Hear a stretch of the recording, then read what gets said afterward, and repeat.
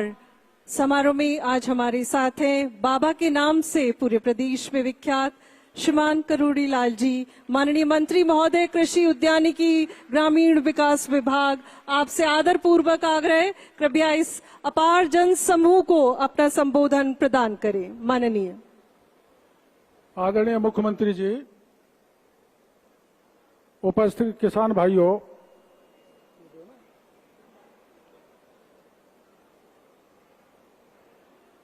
हमारे मंच पर विराजमान, बड़ा योग संयोग था। आज माला जब पहली पहनाई जा रही थी बड़ी,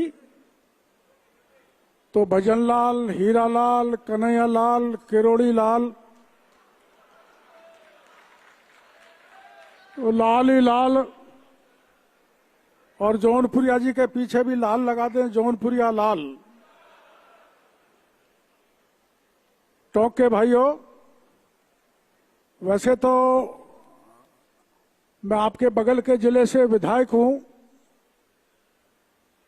और भजनलाल जी ने किसानों का मंत्री बना दिया,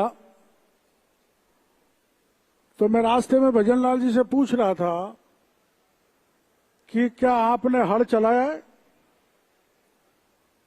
तो भजनलाल जी ने जब छोटे थे गांव में हल चलाया, मैंने भी हल चलाया, लेकिन हल चलाते समय बैल के फाड़ लग गया, तो पिताजी की डांट लगने के बाद कभी हल के हाथ नहीं लगाया।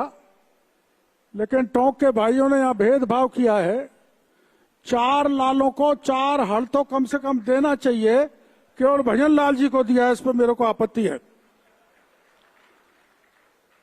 मैं बैठा बैठा हमारे पीएचडी मंत्री से पूछ रहा था, और ये वो धरती है जहां बीसलपुर का सबसे बड़ा बांध बना हुआ है, और वो जयपुर, अजमेर, टोंक के चप्पे चप्पे पर पीने का पानी पहुंचा रहा है।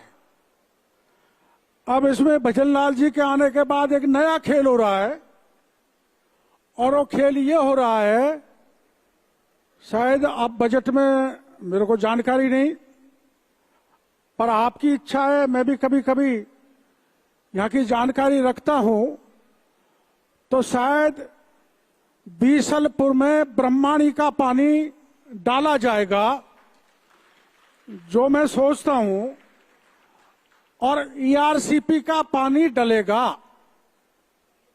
अब जब ईआरसीपी का पानी डल जाएगा, ब्रह्माणी का डल जाएगा, तो टोंक तो लबालब हो जाएगा।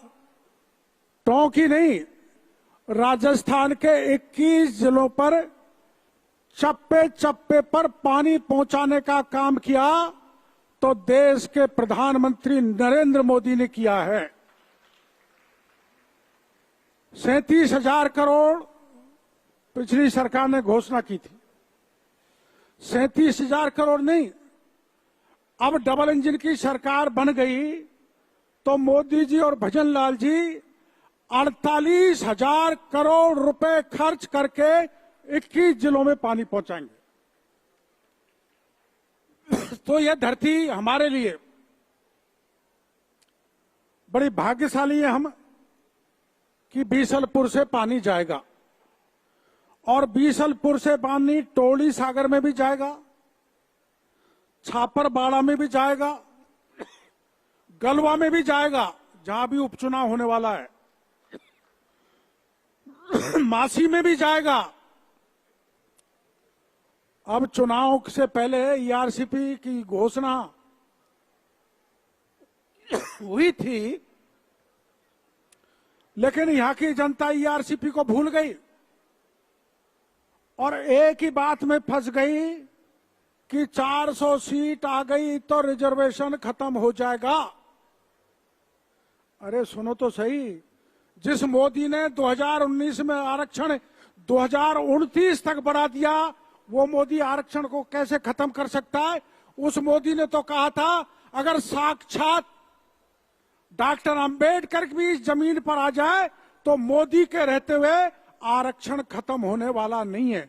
इस बात की गारंटी देश की जनता को दी थी, लेकिन आप भाग गए और लगातार 10 साल तक आपकी सेवा करने वाला जौनपुरी आपके बीच में बैठा है। इनका हार्दिक अभिनंदन करना चाहता हूं, जिनको आपने हरा दिया गलती से बहकावे में आकर।